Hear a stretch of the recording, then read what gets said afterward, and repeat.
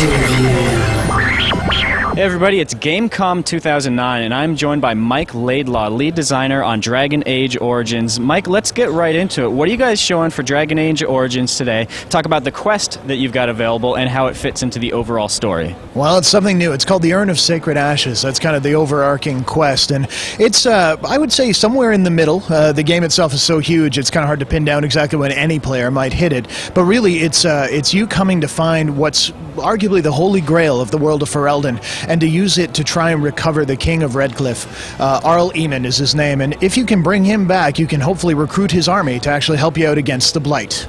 Now this is sort of a special situation because it shows off a feature in the game where if you make a decision that doesn't please your party mates, they'll actually turn on you, right? Yeah, it's the first time we've actually shown that, though we've hinted at it quite a bit. Every character in Origins has their own agenda, especially those that join you. I mean, they're doing it for their own reasons. In this case, through one of the paths, because we're showing two different ways through, we're actually destroying the Holy Grail for intents and purposes, right? The urn itself is gone, and two of our party members turn on us. So we're left with at basically half strength. We have no way to talk them down in the current playthrough. Now, a lot of players are going to hit this and run into different versions of it too, which is, I think the most exciting part of the game.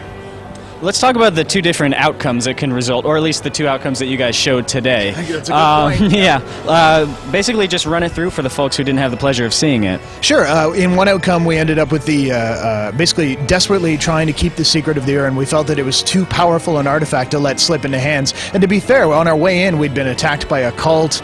We'd had a dragon trying to assault us. And really, this thing was something that we were worried about the Darkspawn getting a hold of. What if they could bring back their leaders, turn themselves into an immortal army? We did not want that to happen because as wardens, that's our job, is to stop them at all costs.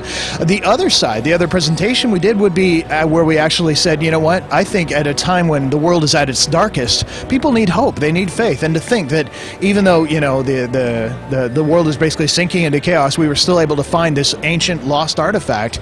Why wouldn't we share that? Why wouldn't we give hope? So in one version, we end up with many of our party dead and having turned on us, and the scholar who brought us there kind of dead in the floor with a knife in his head. In the other one, we end up actually trying to clear the path to actually make it open for pilgrims, and we end up having to deal with the High Dragon that's kind of guarding the pass, using it like a hunting territory. So it ends up with a pretty different outcome. Now, how does that fit into the overall theme you guys have been talking about there's not necessarily a good or evil path, it's just the path that you choose based on you as a player?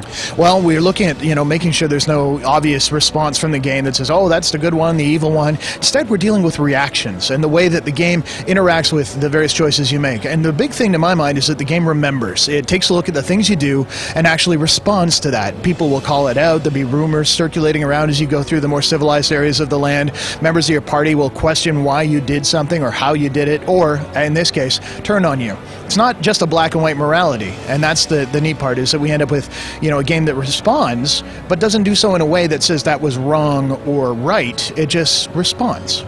Excellent, Mike. Sounds very good. Before I let you go, I obviously have to finish up with the natural question. When is Dragon Age Origins going to be available in stores, and which platforms? Well, you'll be seeing it for Europe. We're talking about November 6th, November 3rd in North America. That's for the PC and the Xbox 360. Be coming out a couple weeks later on the PS3 for each of those. All right, Mike. Thank you very much. Thanks again. There you go, guys. Dragon Age Origins. Keep an eye out.